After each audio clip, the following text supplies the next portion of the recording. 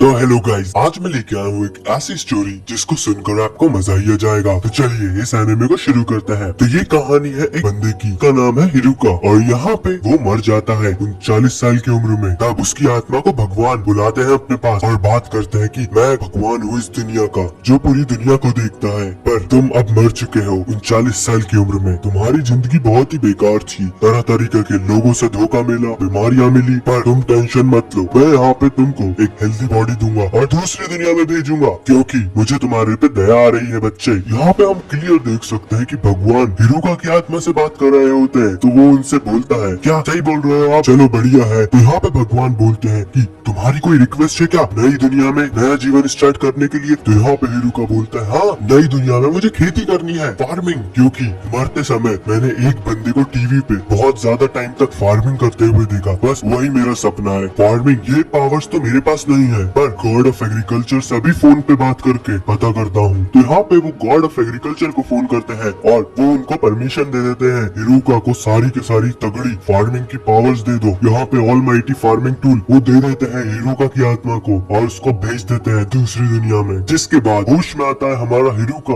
और देखता है कि उसकी नई बॉडी बड़ी ही एक्टिव है और बड़े ही तंदुरुस्त लग रहा होता है उसको, और वो बड़ा ही खुश हो रहा होता है कि इतने टाइम बाद ऐसा शरीर मिला है, अब तो मजा ही आ जाएगा, और यहाँ पे मैं खूब सारी खेती करूंगा और बड़ा किसान बन जाऊंगा, मजा आ जाएगा। पर वो अपना आइट साइड देखता है तो वहाँ पे तो जंगल ही जंगल होता है और वो शॉक हो जाता है कि फॉरेस्ट, ये जंगल में क्यों भेज दिया मेरे को? अरे भाई, यहाँ पे तो कोई लोग भी नहीं दिख रहा है, अब मैं कुछ बोल भी नहीं सकता भगवान से कम ये शरीर तो मुझे मिला है, और ये कपड़े भी कैसे पहना दिए मुझको, पर मुझे अच्छा लग रहा है शरीर में। और जिसके बाद वो उसका ऑलमाइटी फार्मिंग टूल टेस्ट करके देखता है तो उसके हाथ में एक टूल आ जाता है फार्मिंग वाला, और वो इतना पावरफुल रहता है, हल्का सा मारने पे ही जमीन पे मस्त तरीके से खेती कर सकते हैं आप उससे, और वो सॉइल भी बहुत प्यारी लग रही होती है उसको। जिसके बाद वो डिसाइड करता है कि पहले मुझे खाना ढूंढना चाहिए इस जंगल में, वरना कोई मेरी पेटी बना देगा। जिसके बाद वो बड़े टाइम तक जंगल में घूमता रहा और वहाँ पे उसको कोई एनिमल दिखता है और वो डर जाता है 2 सेकंड के लिए। उसके सामने एक बड़ा सा पेड़ आता है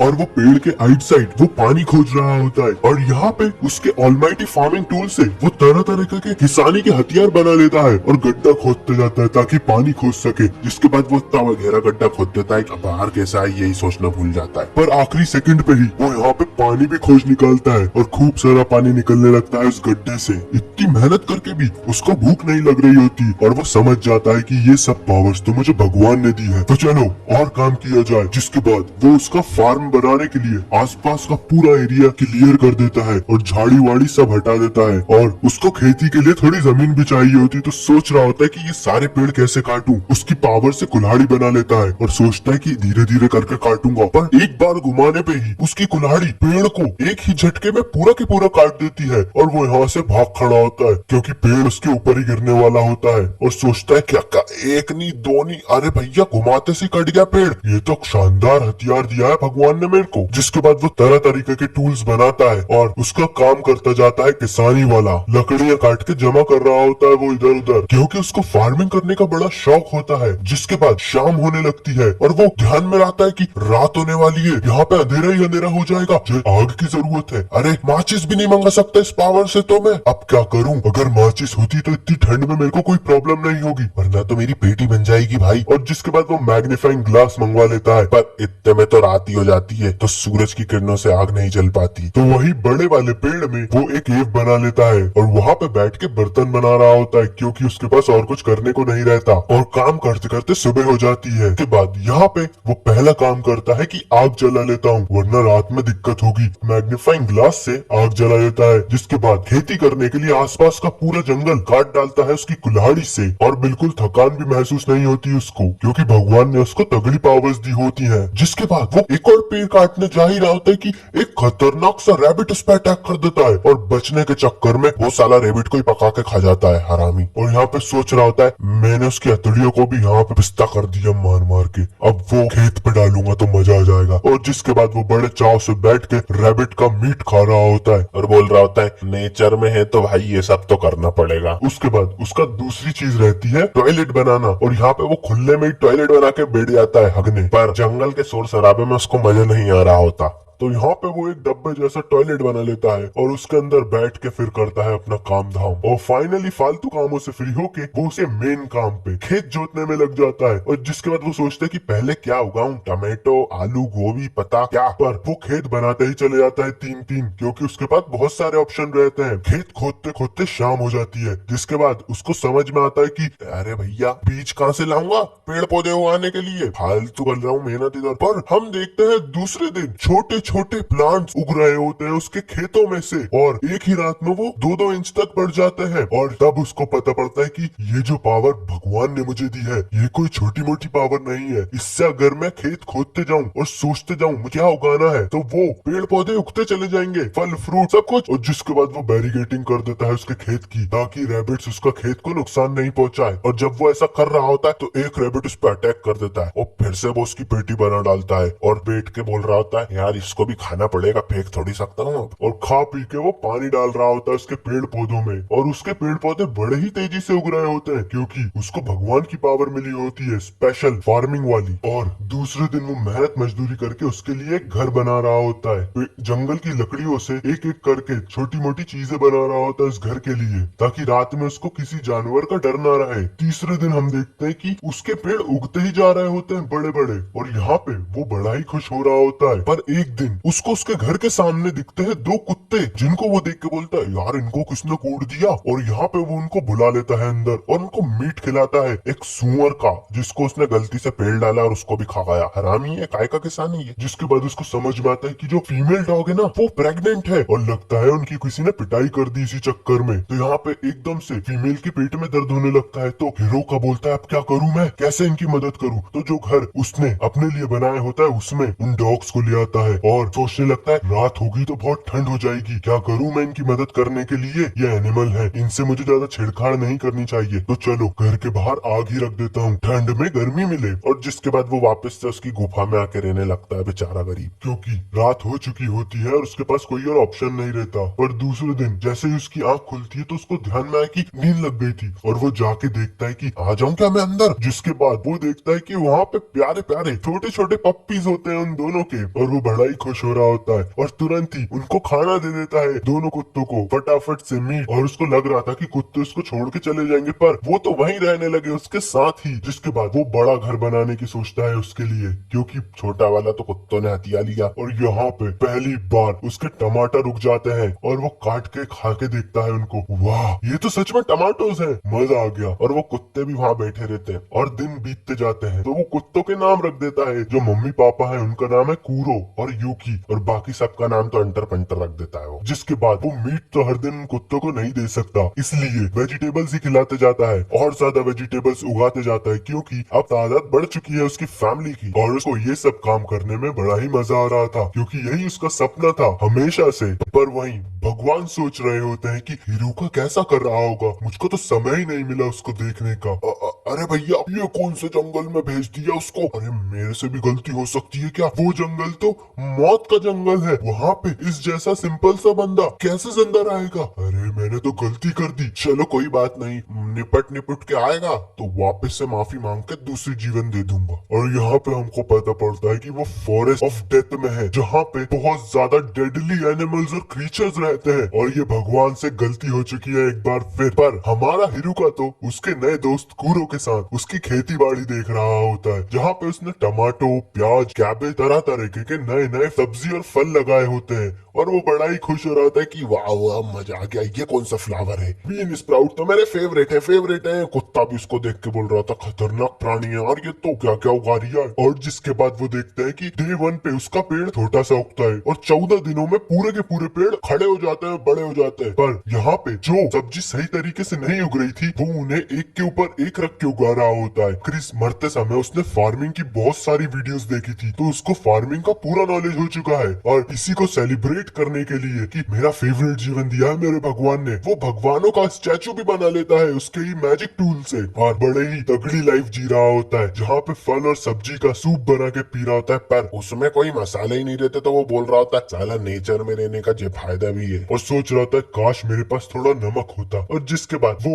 उसका खेत थोड़ा सा बड़ा करने की कोशिश करता है और एप्पल उगा देता है, पेड़ उगा देता है, और नए तरीके का टमाटर भी उगा देता है जो उसने टीवी पे देखा था, और उसके कुत्तों को भी सिखा देता है फैच खेलना। और यहाँ पे सोच रहा होता है कि अगर मैं अकेला होता अभी यहाँ तो मेरा क्या हाल होता, और कुत्तों के सर पे हाथ फेर रहा होता है। तो तब उसको पता पड़ता है कि उसके कुत्तों के सर पे तो हॉर्न उगे हुए हैं, तो वो समझ जाता है कि ये मस्त कुत्ते हैं मेरे, और यहाँ पे कुत्तों की मदद से वो नदी भी खोज लेता है। जिसके बाद वो प्लान बनाता है कि नदी का पानी कैसे उसके खेत की तरफ लाया जाए जिससे उससे आसानी हो पानी भरने में, और नदी किनारे टॉयलेट बना देता है साला आगेलू। और बड़ा ही खुश हो रहा होता है और कुत्ते के साथ खूब मजे कर रहा होता है, क्योंकि कुत्ते और वो अच्छे दोस्त बन चुके होते हैं। पर एकदम से उसकी गाड़ी पलट जाती है तो दोनों फैल जाते हैं वहीं, और वापस से घर पे आके वो और ज्यादा खेती करने की फील्ड बना देता है। पर उसको नमक नहीं मिल रहा होता तो वो थोड़ा परेशान होता है कि नमक कहाँ से लाऊं। और बहुत सारे दिन बीत चुके होते हैं और एक दिन अचानक से वहाँ ठंड बढ़ गई होती है, क्योंकि वो पहाड़ी इलाका रहता है, और उसको पता लगता है कि विंटर आ चुकी है। और उसने विंटर की कोई तैयारी नहीं की थी, उसके पास कोई स्वेटर भी नहीं थी। उसने मरे हुए खरगोश की खाल ओढ़ी पर उसमें से तो कुत्ते जैसी बदबू आ रही। तो यहाँ पे वो तैयारी कर रहा होता है विंटर की। तो जब उसका कुत्ता बोलता है ओ भाई इधर आओ, इससे मिलो, ये है मेरी दोस्त मकड़वाई। और जिसके बाद वो मकड़ी बड़ी वाली एक रुमाल बना देती है उसके लिए, और बड़ा ही खुश हो जाता है हिराकू। और यहाँ पे वो मकड़ी को भी एक घर दे देता है बड़े वाले पेड़ पे, जिसके बाद उसको वो पोटैटो देता है और बदले में कपड़े जैसी बाकी चीज बनवा लेता है, और बेड भी बनवा लेता है, एक मस्त सा एक पर्दा भी बनवा लेता है। और बड़ा ही खुश हो रहा होता है कि वाह यार कूरू का दोस्त तो शानदार है, पर इसका नाम क्या रखूं? तो उसका नाम वो रखता है जाबूतान। और जिसके बाद बहुत ज्यादा बर्फबारी हो रही होती है वहाँ पे, और पूरा का पूरा एरिया बर्फ पे ढक चुका होता है। जाबूतान तो हाइबरनेशन पे जा चुका होता है, पर कुत्ते वो शिकार पे नहीं जा सकते, तो वो उनको आलू और बाकी की सब्जियां खिलाता है मस्त पका के। और सोच रहा होता है क्या ये ठंड ज्यादा समय तक तो नहीं रहेगी ना,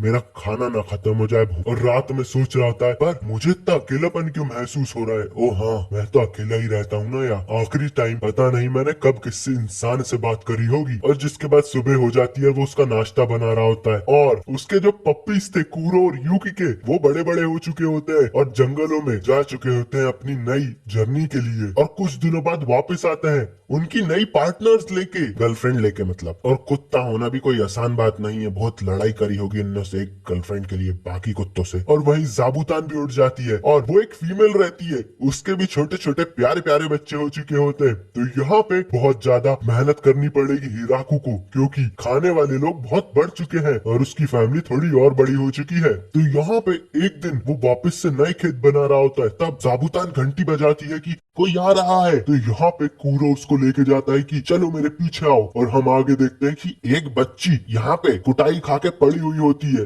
और ऐसा लग रहा होता है जाबूतान ने उसको पेड़ डाला, मतलब लपेट दिया मार मार के। और बाकी के जितने भी कुत्ते होते हैं सब उसको घेर के खड़े होते हैं, जिसके कारण लड़की की फट रही होती है कि बचा लो मेरे को भाई, बचा लो ये मार देंगे। तो यहाँ पे हमारा हिराकू आगे जा रहा होता है उसकी मदद करने के लिए, और बोलता है लो ये पहन लो। पर इतने में ही वो लड़की उचक कर हिराकू को काट खाती है, और ऐसा लग रहा होता है वो वैम्पायर है। और जिसके बाद हिराकू का खून पीने के बाद वो बड़ी हो जाती है, बच्ची से बड़ी बन जाती है, और बोलती है हाँ धन्यवाद हो तुम्हारा, तुमने मेरे को बचा लिया। तो जिसके बाद हिराकू सोच रहा था अरे ये कोई मॉन्स्टर है क्या, खतरा है क्या? पर इतने में तो कूरू भाई आते हैं और पेड़ डालते हैं उसको, और उसके बाद तो कुत्ते उसको मार मार के लपेट देते हैं वापस, और यहाँ पे वापस से वहीं पटक देते हैं ले जाके। तो यहाँ पे हिराकू बोलता है ओए आतंकवादी, तेरी हिम्मत कैसे हुई मेरे को काटने की, क्या तू हमारी दुश्मन है? तो वो लड़की बोलती नहीं नहीं मैं दुश्मन नहीं हूँ, कुत्तों से लड़ बैठी तो इनने पेटी बना दी मेरी, और मेरे को लग रहा था कि मैं इन कुत्तों को आराम से हरा दूंगी, पर ये साले तो बहुत स्ट्रॉन्ग निकले, बहुत मारा मेरे को। तो यहाँ पे हिराकू बोलता है हाँ पर तूने मेरा खून क्यों पिया? तो यहाँ पे हिराकू समझ जाता है कि ये एक वैम्पायर है, और उससे बोलता है कि ठीक है वापस से मेरा खून पी के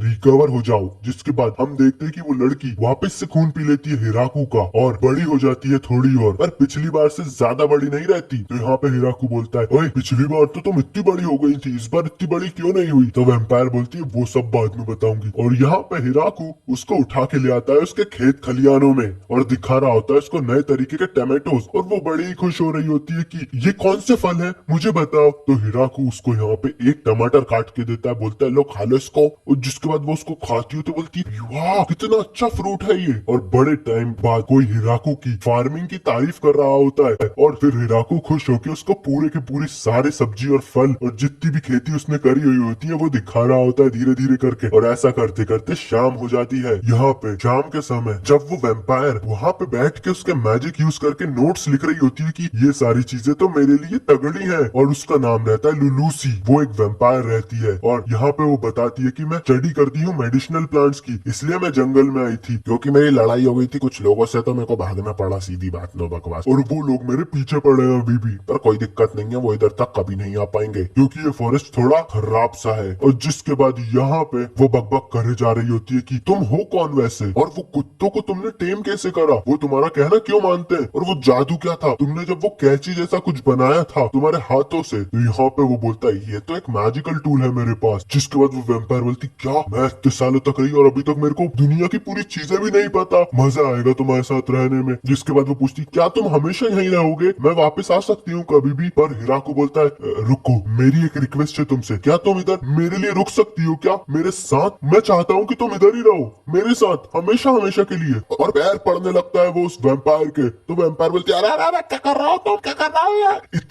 इतनी जल्दबाजी मेरे पीछे, मैं तो सरप्राइज हो गई, तुमने कैसे पूछा? तो यहाँ पे हिराकू बताता है कि मैं बाकी लोगों के साथ अच्छा नहीं हूँ, इसलिए मैं अकेला यहाँ आके रह रहा हूँ, और रात में मैं बहुत अकेला होता हूँ और दिन में भी, तो मैं चाहता हूँ कि तुम मेरे साथ रुको। तो यहाँ पे लुलूसा बोलती है तुमको पता भी है तुम क्या बोल रहे हो, तुम मुझसे शादी करना चाहते हो? तो यहाँ पे हिराकू बोलता है मैंने ये कब बोला? तो बोलती इसका यही मतलब होता है, अगर मैं तुम्हारे साथ रहूंगी तो हमेशा तुम्हारे साथ रहूंगी, यही तुम्हारा मतलब था ना? तो यहाँ पे हिराकू बोलता है ओ तो मैंने क्या तुमको एकदम से प्रपोज कर दिया क्या, कहीं ये मना ना करते? हाँ मेरा वही मतलब था। और जिसके बाद फिर पेड़ पड़ लेता है उसके। तो यहाँ पे लुलूसा बोलती है ठीक है, और यहाँ पे इतना खुश होता है वो कि उसको एक स्पीयर मारता है तो वो उड़ते हुए बाहर फेंकाती है घर के, और बोलती है अबे क्या कर रहा है, मैं लड़की हूँ, थोड़ा आराम से। और जिसके बाद दूसरे दिन यहाँ पे हम देखते हैं कि हिराकू खेती कर रहा होता है और उसको खड़े होकर देख रही होती है हमारी लुलूसा, जो कि अभी सो रही थी और उठ के आ गई। और बड़ा ही खुश होता है हिराकू उसको देख के, क्योंकि वो आके बोलती है गुड मॉर्निंग। लुलूसा बोलती है और कोई नहीं रहता क्या तुम्हारे साथ यहाँ? तो बोलता है नहीं, पर तुम फर्स्ट विलेजर हो। ओ कूरो की साइड देखता है कि नहीं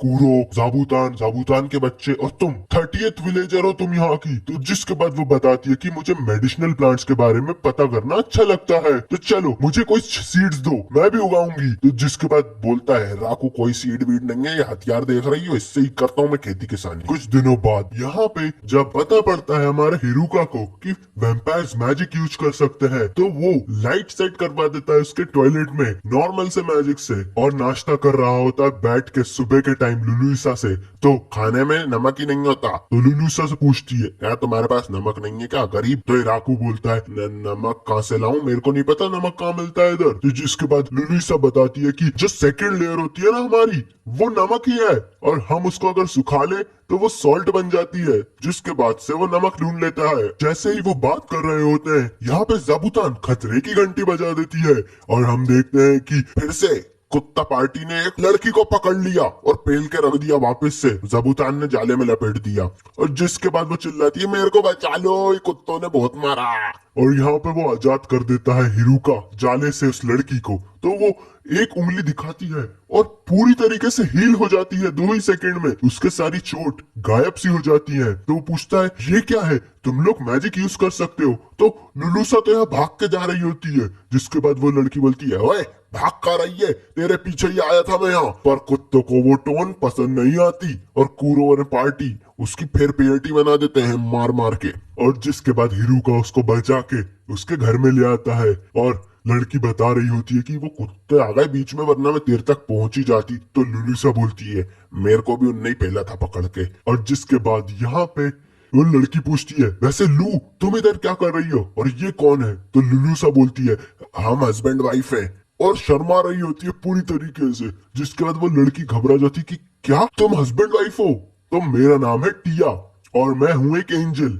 तो यहाँ पे बोलता है हमारा हिरुका, एंजल मतलब तुम भगवान की सेनापति हो? तो यहाँ पे वो बोलती है पागल है क्या, हम भी भगवान की पूजा करते हैं और मैं इस गधी की पीछा करते हुए यहाँ तक आई क्योंकि ये एक मेडिसिन पे रिसर्च कर रही थी, पर इसका दिमाग खराब हुआ तो जिसने इसको ऑर्डर दिए थे रिसर्च करने के, एक रात उसको ही उड़ा दिया मेडिसिन के साथ और भाग गई यहाँ। तो यहाँ पे इसका पीछा करने आई थी।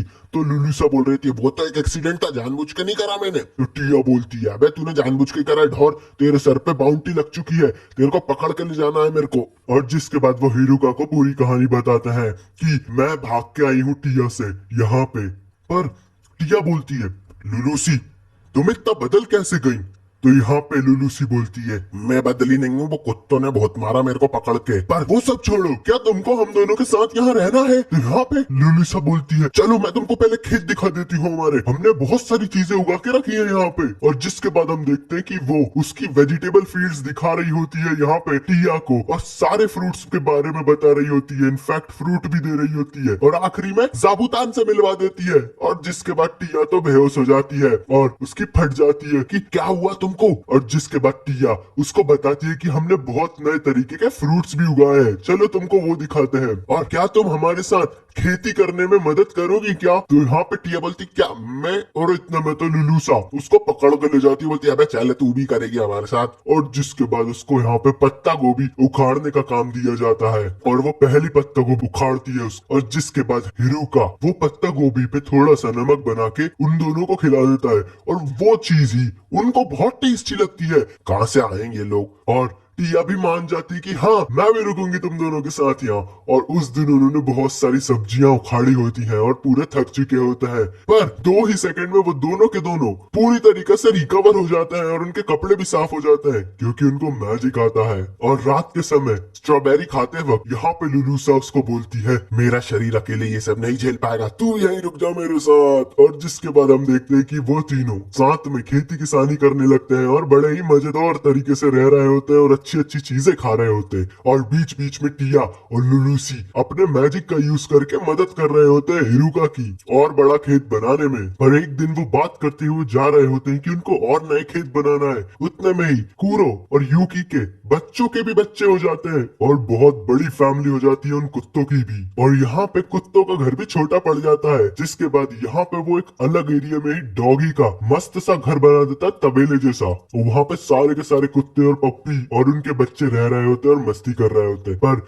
इतने सारे पप्पीज का नाम वो नहीं रख पाता, बहुत ही ज्यादा हो चुके हैं। और वहीं दूसरी साइड जाबूतान के भी बच्चे हो जाते हैं और वो तो अपने आप ही नई जर्नी पे निकल जाते हैं उड़ते हुए उनके जालों की मदद से। और जाबूतान बाकी के बच्चों को अपने पास ही रख लेती है। और उसी समय टिया भी बोलती है मुझे भी कहीं जाना है कुछ काम के लिए। और जिसके बाद टिया पंख निकाल के उड़ जाती है किसी और जगह। और यहाँ पे लुलूसा बोलती है अरे टेंशन मतलब वो तो अभी वापस आ जाएगी 2-3 दिनों में। और कुछ दिनों बाद यहाँ पे टिया बहुत सारी लड़कियां ले आती है जो कि एल्व्स रहती हैं और वो सारी एक ही फैमिली से रिलेटेड रहती हैं, ली फैमिली से। और उनके नाम भी रहते हैं लीफ, लीकोट, लीजा, लीला, लीस। और ये आइडिया टिया का ही रहता है कि इन सारी एल्व्स को यहाँ पे ले आए ताकि हम सब साथ में रहें, क्योंकि वो एल्व्स नॉर्थ में रहते थे और इंसानों के कारण जब वो लड़ाई में गए तो उनके यहाँ के सारे मैन खत्म हो चुके थे और वो भटकते रहे दुनिया भर में इधर से उधर हजारों सालों तक। और तो और उनकी पूरी रेस भी खत्म हो चुकी है, पर उनके पास घर तक नहीं है उनका रहने के लिए और वो जंगलों में इधर उधर भटकते रहते हैं अकेले। जिसके बाद यहाँ पे वो एज बताती है तो एक 400 साल की रहती है और एक 200 साल की, एक 300 साल की। और हिरुका को मनाने के लिए टिया और लुलिसा बोलती है अरे इनको भी रख लो, ये बहुत ही स्किल्ड एल्व्स है और घर वगैरह बनाने में मदद करेंगी हमारी। और जिसके बाद यहाँ पे वो सबको मिलवाते हैं जाबूतान से और सबके सब बेहोश हो जाती है और कुत्तों को देख के भी सब फैल जाते हैं कि भाई साहब जानवर है कि चिड़ियाघर, किसके साथ रह रहा है तुम इधर। और उसके बाद वो उनका नए प्लान पे काम करना चालू कर देते हैं जो कि रहता है अलग अलग घर बनाना, टॉयलेट्स बनाना और पेड़ काट के लकड़ियां इकट्ठी करना। और यहाँ पे एल्व्स इतनी हाईली स्किल्स रहती हैं कि वो बड़े ही आसान तरीके से तगड़े घर बना रही होती हैं। बस उनको लकड़ी लाके दे रहा होता है हिराकू और गड्ढा कर रहा होता है बीम कॉलम्स के लिए। उसके बाद का सारा काम तो वो एल्व्स बड़े ही आसानी से देख लेती है और 10 दिनों बाद वो एक बड़ा ही खतरनाक सा घर बना देती है उन लोगों के लिए। पर यहाँ पे हिरुका की जल रही होती है कि मैं साला इतनी सी टपरिया में रहता हूँ और ये इतने बड़े महल में रहेंगी।